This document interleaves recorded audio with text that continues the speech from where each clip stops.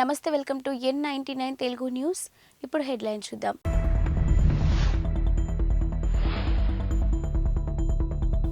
Vizag beach కు కొట్టుకు వచ్చిన భారీ పాము కళేబరం.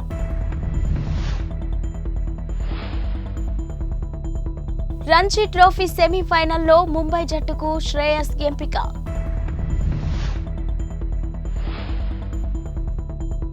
11,062 పోస్టులతో రేపు Telangana mega DSC notification. Details చూస్తే వైజాగ్ తీరానికి మంగళవారం ఓ భారీ పాము కళేబరం కొట్టుకొచ్చింది. నగర పరిధిలోని సాగర్ నగర్ బీచ్ దగ్గరలో ఈ కళేబరం కనిపించింది. సముద్రంలో అరుదుగా కనిపించే ఈ పామును నల్లపాముగా వ్యవహరిస్తారని మత్స్యశాఖ అధికారులు తెలిపారు. మత్స్యకారుల వలలకు చిక్కిన పామును తిరిగి సముద్రంలో విడిచిపెట్టే క్రమంలో ఇది చనిపోయి ఉంటుందని చెప్పారు. వలలో చిక్కుకోవడంతో భయాందోళనకు గురై ఈ పాములు చనిపోతాయని వివరించారు. ఈ భారీ పాము కళేబరాన్ని చూసేందుకు చుట్టుపక్కల వారు గుడ్లవానిపాలెం అమ్మవార్ల ఆలయాల తీరానికి పెద్ద సంఖ్యలో చేరుకున్నారు. ఫోటోలు తీసి సోషల్ మీడియాలో పోస్ట్ చేయడంతో అవి కాస్త వైరల్గా మారాయి. ఇండియన్ ప్రీమియర్ లీగ్ ఐపీఎల్ పై ఆసక్తితో దేశవాళీ మ్యాచ్ల విషయంలో నిర్లక్ష్యం వహిస్తున్నారని బీసీసీఐ భావిస్తుంది. జాతీయ జట్టులో లేనప్పుడు దేశవాళీ క్రికెట్ ఆడాలని గతంలోనే సూచించింది. అయినప్పటికీ పలువురు సీనియర్ ఆటగాళ్లు వివిధ కారణాలు చూపిస్తూ మ్యాచ్లు ఆడట్లేదు. ఈ సూచనను శ్రేయస్ అయ్యర్, ఈశాన్ కిషన్లు విస్మరించారు. వారిద్దరిని కాంట్రాక్ట్ ఆటగాళ్ల జాబితా నుంచి బోర్డు తప్పించనుందని వార్తలొచ్చాయి. దీంతో పాటు ఖచ్చితంగా దేశవాళీ మ్యాచ్లు ఆడేలా నిబంధన తీసుకురావడంతో పాటు ఫస్ట్ క్లాస్ క్రికెట్ ఆడిన వారికి నగదు ప్రోత్సాహకం ఇచ్చేందుకు ప్రణాళికలు రూపొందిస్తున్నట్లు సమాచారం. ఈ నేపథ్యంలోనే బీసీసీఐ హెచ్చరికతో ఆటగాళ్లు దారికి వస్తున్నారు. వెన్నుగాయం కారణంగా Ranji trophy quarter final match కు దూరమైన శ్రేయస్ అయ్యర్ తాజాగా సెమీఫైనల్ మ్యాచ్ ఆడనున్నారు. శ్రేయస్ ను ముంబై జట్టు ఎంపిక చేశారు. తెలంగాణలోని రేవంత్ రెడ్డి ప్రభుత్వం మెగా డిఎస్సికి నోటిఫికేషన్ విడుదల చేయబోతుంది. మొత్తం 11,062 ఉపాధ్యాయుల పోస్టులను రాష్ట్ర ప్రభుత్వం భర్తీ చేయనుంది. దీనికి సంబంధించిన నోటిఫికేషన్ రేపు విడుదలయ్యే అవకాశం ఉంది. వాస్తవానికి ఈ రోజు నోటిఫికేషన్ విడుదల కావాల్సి ఉంది. అయితే స్కెడ్యూల్ ఖరారు సాఫ్ట్వేర్ రూపకల్పనకు మెరుగులు దిద్దాల్సి ఉండడంతో ఒకరోజు ఆలస్యం కానుందని అధికారులు తెలిపారు. 11,062 పోస్టుల్లో 6,500 పోస్టులు ఎస్జిటిలో ఉన్నాయి. ఇక డిఎస్సిపై నిరుద్యోగులు భారీగా ఆశలు పెట్టుకున్నారు. ఇప్పటికే దాదాపు 4 లక్షల మంది ఉపాధ్యాయ అర్హత పరీక్షకు ఉత్తీర్ణులయ్యారు. వీళ్ళంతా డిఎస్సి కోసం ఎదురు చూస్తున్నారు. మరోవైపు డిఎస్సి ప్రక్రియలో ఎక్కడా ఎలాంటి సమస్య తలెత్తకుండా అధికారులు అన్ని జాగ్రత్తలు తీసుకుంటున్నారు. ఇందులో భాగంగా సాఫ్ట్వేర్ రూపకల్పనపై అధికారులు మరింత దృష్టి సారించారు. ముంబైలోని ప్రముఖ క్యాన్సర్ పరిశోధన చికిత్సా సంస్థ టాటా ఇన్స్టిట్యూట్ ఆఫ్ కీలకమైన ప్రకటన చేసింది. ఇక క్యాన్సర్ రెండవసారి రాకుండా నిరోధించే చికిత్సను విజయవంతంగా కనుగొన్నామని వెల్లడించింది. ఈ మేరకు ఒక టాబ్లెట్ను అభివృద్ధి చేశామని పరిశోధనా బృందంలో భాగమైన Tata memorial hospital senior cancer surgeon doctor Rajendra Badwe తెలిపారు. ఇక టాబ్లెట్ విలువ కేవలం 100 రూపాయలు అని తెలిపారు. ఈ చికిత్స కోసం ఇన్స్టిట్యూట్ పరిశోధకులు, వైద్యులు దాదాపు 10 ఏళ్లు కృషి చేశారని వెల్లడించారు. పరిశోధకులు అభివృద్ధి చేసిన టాబ్లెట్ రోగులలో రెండవసారి క్యాన్సర్ రాకుండా నివారిస్తుందని పేర్కొన్నారు. రేడియేషన్, కీమోథెరపీ వంటి చికిత్సల దుష్ప్రభావాలను కూడా 50% మేర తగ్గించే సామర్థ్యం ఉన్న ఈ టాబ్లెట్ ఉందని ఇక డాక్టర్ రాజేంద్ర బద్వే వివరించారు. ఈ పరిశోధన కోసం పరిశోధకులు ఎలుకలలో మానవ క్యాన్సర్ కణాలను ప్రవేశపెట్టారు. దాంతో క్యాన్సర్ కణితి ఏర్పడింది. ఆ తర్వాత ఎలుకలకు రేడియేషన్ థెరపీ, కీమోథెరపీ సర్జరీతో చికిత్స అందించారు. ఈ క్యాన్సర్ కణాలు చనిపోయి క్రోమాటిన్ కణాలు అని పిలిచే చిన్న ముక్కలుగా విడిపోయాయని గుర్తించారు. ఈ చిన్న కణాలు రక్తం ద్వారా శరీరంలోని ఇతర భాగాలకు ప్రయాణించే అవకాశం ఉంది. అయితే ఆరోగ్యకరమైన కణాలలోకి ప్రవేశిస్తే మళ్లీ క్యాన్సర్ వచ్చే అవకాశం ఉంది. వైసీపీకి షాక్, ఎంపీ మాగుంట శ్రీనివాసులరెడ్డి రాజీనామా. ఇక ఏపీలో అధికార వైసీపీకి మరో భారీ షాక్ తగిలింది. పార్టీకి రాజీనామా చేస్తున్నట్టు ఒంగోలు ఎంపీ మాగుంట శ్రీనివాసులరెడ్డి ప్రకటించారు.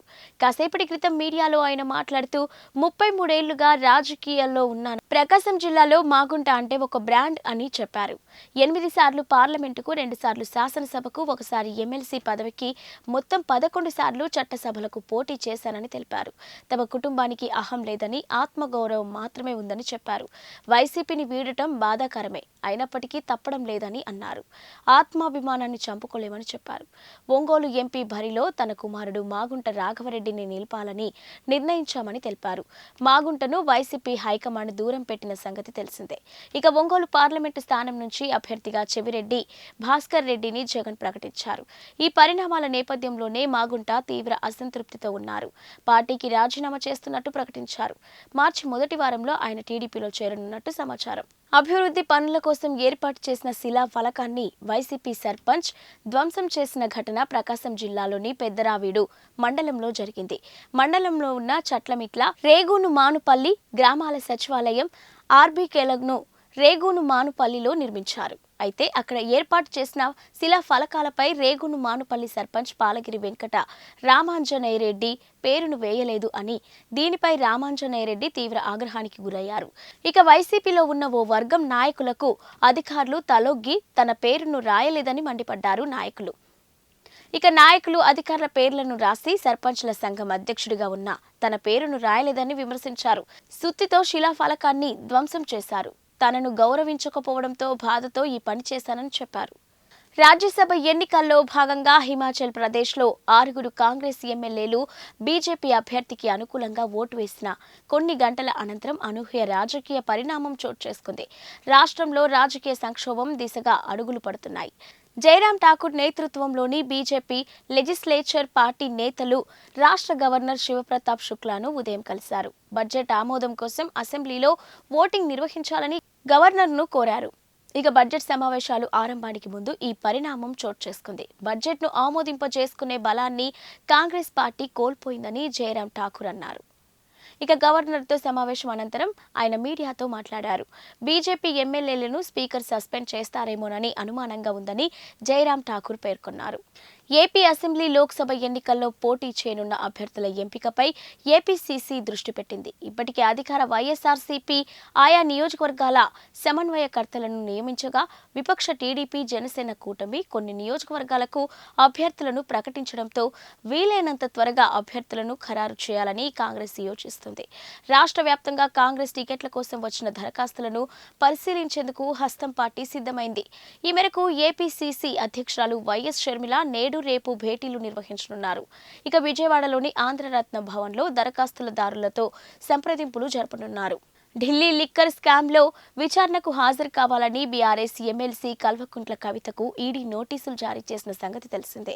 ఈ నేపథ్యంలో ఈ నోటీసులను సవాలు చేస్తూ కవిత సుప్రీంకోర్టులో పిటిషన్ వేశారు. గత ఏడాది సుప్రీంకోర్టులో పిటిషన్ దాఖలు చేశారు. మహిళనైన తనను ఈడీ విచారణకు పిలవడంపై ఆమె అభ్యంతరం వ్యక్తం చేశారు. తనపై ఈడీ ముందస్తు చర్యలు తీసుకోకుండా ఆదేశాలు జారీ చేయాలని సుప్రీంకోర్టును ఆమె కోరారు. ఈ పిటిషన్పై సుప్రీంకోర్టు నేడు విచారణ జరపనుంది. జస్టిస్ బేలా ఎం త్రివేది, జస్టిస్ పంకజ్ మిట్టల్ ధర్మాసనం పిటిషన్ను విచారించనుంది. మరోవైపు ఇదే స్కామ్లో కవితకు సిఆర్పిఎస్ సెక్షన్ 40A కింద సిబిఐ నోటీసులు ఇచ్చిన సంగతి తెలిసిందే. ఈ కేసులో ఇప్పటివరకు సాక్షిగా ఉన్న కవితను సిబిఐ నిందితురాలిగా మార్చింది. దీంతో ఈ కేసులో కవితకు ఉచ్చు బిగిస్తుందనే ఊహాగానాలు ఎక్కువయ్యాయి. అయితే ముందే నిర్ణయించిన కార్యక్రమాల దృష్ట్యా విచారణకు హాజరు కాలేనని సిబిఐకి కవిత లేఖ రాశారు. గతంలో ఇచ్చిన సెక్షన్ 160 నోటీసుకు 41A నోటీస్ పూర్తి విరుద్ధంగా ఉందని లేఖలో ఆమె పేర్కొన్నారు. ఇది తన ప్రజాస్వామిక రాజ్యాంగ హక్కులకు భంగం కలిగిస్తుందని చెప్పుకొచ్చారు. Namibia cricketer Jan Nicol Loftie Eaton చరిత్ర సృష్టించాడు. కేవలం 33 బంతుల్లోనే సెంచరీ బాదాడు. దీంతో టీ20 ఫార్మాట్లో అత్యంత వేగంగా సెంచరీ నమోదు చేసిన ఆటగాడిగా జాన్ నికోల్ అవతరించారు. మంగళవారం నేపాల్తో జరిగిన మ్యాచ్లో ఈ రికార్డును నెలకొల్పాడు. అతడి ఇన్నింగ్స్లో 11 4లు, 8 సిక్సర్లుగా ఉన్నాయి. మొత్తంగా 36 బంతుల్లో 101 పరుగులు చేశాడు. టీ20లో అంతకుముందు 34 బంతుల్లోనే సెంచరీ నమోదు చేసిన నేపాలీ ఆటగాడు కుషాల్ మల్లా కళ్ల ముందే జాన్ నికోల్ రికార్డును తిరగరాయడం గమనార్హం. 2023లో మల్లా కేవలం 34 బంతుల్లో శతకం బాదాడు. నెదర్లాండ్స్ కూడా ఆడుతున్న ట్రై సిరీస్లో భాగంగా ఈ మ్యాచ్ జరిగింది. కీర్తిపూర్లో Tribhuvan university international cricket ground వేదికగా జరిగిన ఈ మ్యాచ్లో జాన్ సెంచరీతో నమీబియా నిర్ణీత 20 ఓవర్లలో 206 పరుగులు చేయగలిగింది. కాగా లక్ష్య ఛేదనలో నేపాల్ విఫలమైంది. 18.5 ఓవర్లలో 186 పరుగులకు ఆ జట్టు ఆల్అవుట్ అయింది. ఇవి ఇప్పటివరకున్న బులెటిన్ అప్డేట్స్.